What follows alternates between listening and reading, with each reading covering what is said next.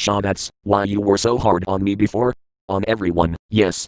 I'm just insecure, you know? I don't even know what my childhood was like, so I worry. I worry a lot. She chugs the rest down. Ah. That was good chocolate milk. Hitomi gives Alice a hug, making sure to move the glasses out of the way first. She tears up a bit. It seems like she's not used to being held comfortably before. Don't worry, it's okay. We're all here for you now. Geez, why'd you have to get me so emotional when I put on my favorite clothes? Oh, those are your favorite? Well, yeah. They feel comfy, they match my hair, lets me move around a lot. What is there not to like? She blushes and moves her head away, while staring at him. You better not tell me to wear a skirt, you pervert. I won't. Besides, I don't think skirts really fit with someone like you. I like your style. They then sit for a few minutes, before the maid comes back and asks what they'd like to eat. I'd like this chocolate pizza for her, please. Huh? Why are you ordering for me all of a sudden? Okay, I want to give him a marble cake. Okay, masters. She takes their menus, and, a bit later, she comes back with their desserts, with fries, because it came with the purchase.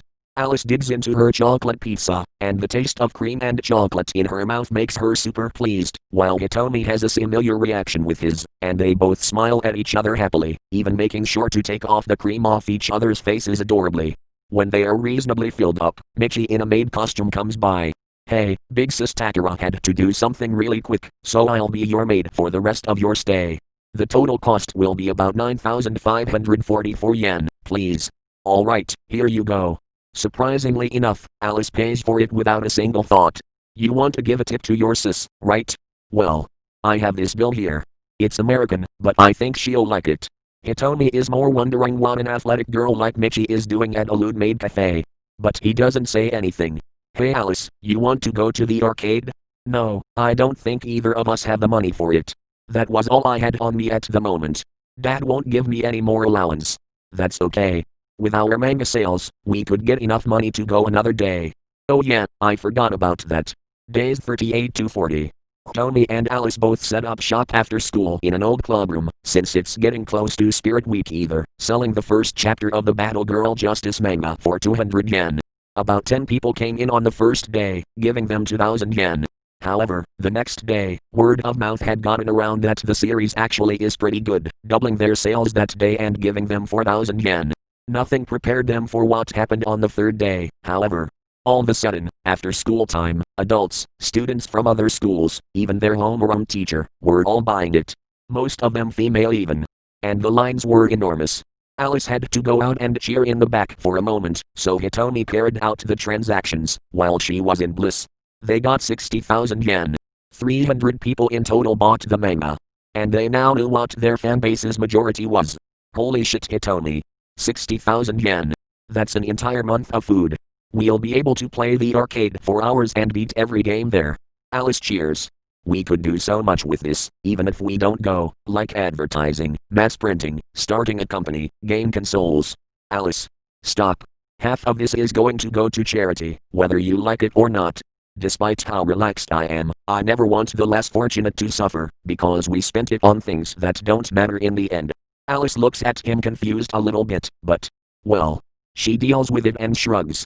I mean, it is your money, and it's very likely we'll get the money back either way, so who am I to complain on what idiotic things lead to saving a few people? I knew you'd understand, Alice-chan, but then Hitomi shakes his head when he realizes that Alice didn't ask for any money in return. Welp, looks like you're going to have to work hard for chapter 2. And it seems like I might have to be your saleswoman for now.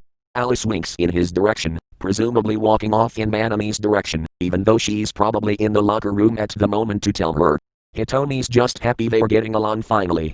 Day 41 of Alice being in school, and day 5 of making her love, for Hitomi known. After a long French lecture, the school day ends, and Alice wants Hitomi to keep his promise to take her to the arcade, to which, well, he does, but as long as she helps him on the weekend to make up for lost illustrating time. She very happily smiles, and drags him to the bus. But, somewhere in her heart, she still has doubts of her past. Why can't she remember it? Hitomi calls Manami, who doesn't have practice today, to take care of the last day that Battle Girl Justice will be sold, and she gladly accepts, being the patient type. With her being there, somehow. About 100 people come by and purchase copies, meaning 20,000 yen was made. Once the two lovebirds get off the bus and get into the arcade, Alice immediately runs over to a shooting game, mostly a apocalyptic sci-fi shooter with hellish robot amalgamations. She does amazing, but eventually, at the 5th level, she misses 2 shots and dies. But she's got a ton of money, so ultimately, she beats the game in triumph after a few coin inserts. Hitomi is honestly pretty impressed, and pats her on the head, and she slightly slaps him, but not hard at all. The next game they play is a fighting game, albeit the controls kinda suck. Alice wonders why on earth there's no character select, but Hitomi probably just says it's not possible yet. For some reason, she doubts him, but is still pretty happy to get revenge for that victory he took back with that racing game.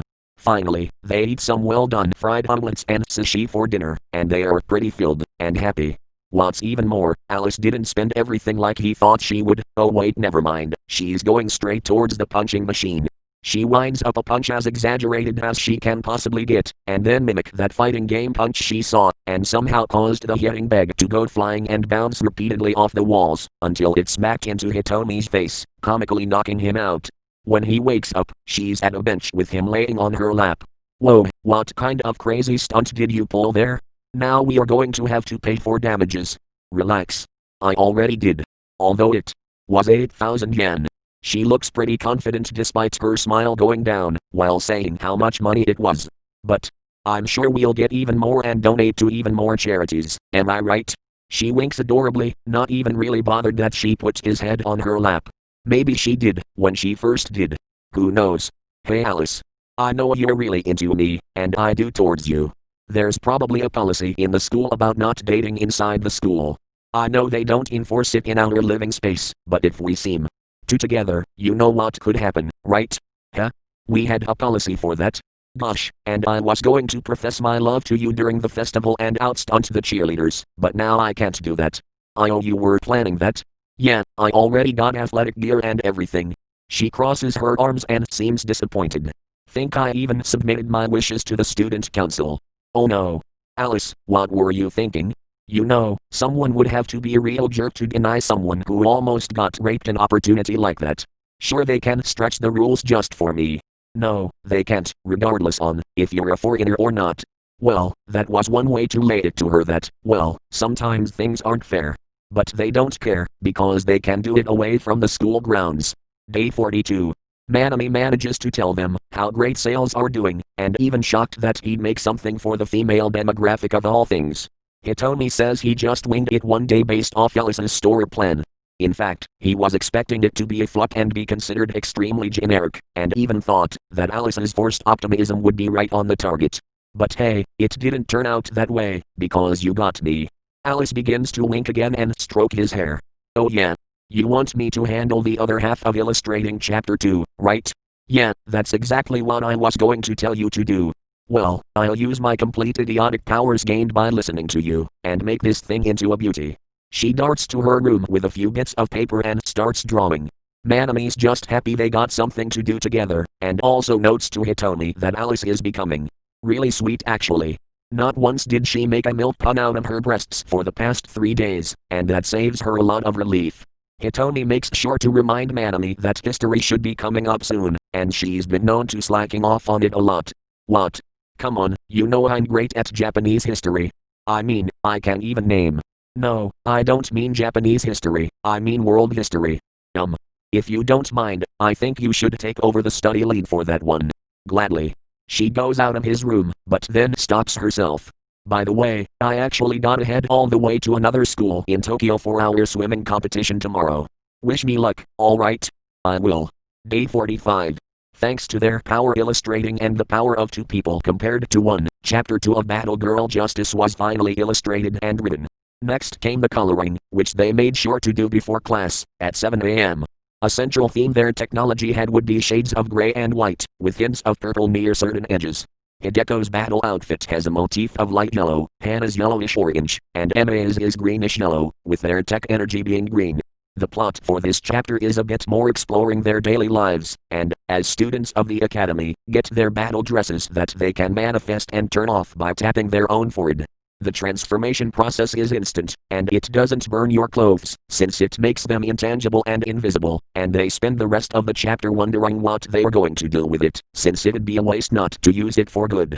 However, this makes them almost late, meaning they both have to get there really fast, and somehow, they do, but they smack their heads on each other by accident and fall over.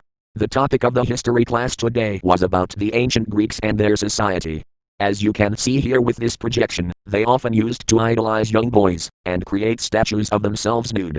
It's a rather odd, and rather unfair society, but we choose to study it to explain our philosophy, our building methods, and to also explain events later on.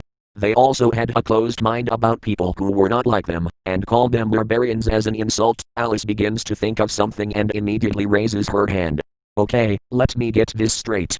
The Greeks were a society based entirely around pedophilia, exhibitionism, skirts, and being total douche nozzles, while thinking rape is better than adultery. Miss, that's not exactly it. They did wear clothes and had laws against public nudity, but a lot of the exhibitionism was artistic only. They were also the foreigners of democracy. Who knew a bunch of crazy penis descended from them? I'd be disappointed as hard as that thinker statue is granite. The entire class laughs hysterically, except Hitomi, who's wondering what the hell she's trying to do. Despite her not saying anything the rest of the time, a ton of horrible puns and jokes about the Greeks were spilled. After they get out of classes for the morning, she has an ultra smug giggle face, as they head to the roof for their food. Alice, what the hell was that? Hitomi's looking at her, annoyed. It's a bento filled with tofu, meat, and celery sticks. I don't mean your lunch. Why'd you have to turn the history class into a circus? Because it's fun to make fun of people older and more idiotic than you, don't you know that already? Besides, it's festival prep time, and we happened to be the only students excused, so I felt like I wanted to contribute something. Alice, school is a serious place where people go to learn.